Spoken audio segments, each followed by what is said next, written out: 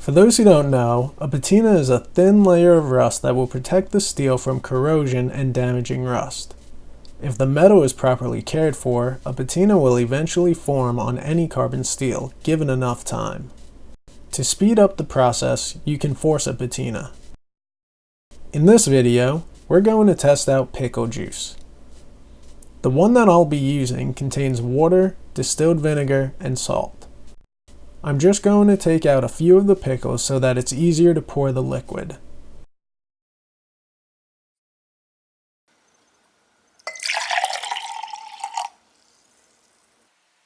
This is a 1095 high carbon steel knife blank. After about an hour, let's check on it.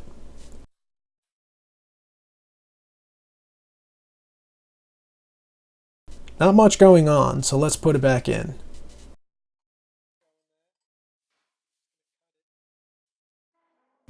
About 2 hours in, same story.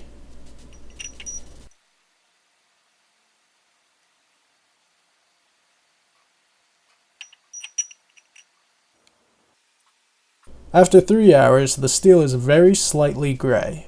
It's hard to see on the camera, but something slight is there.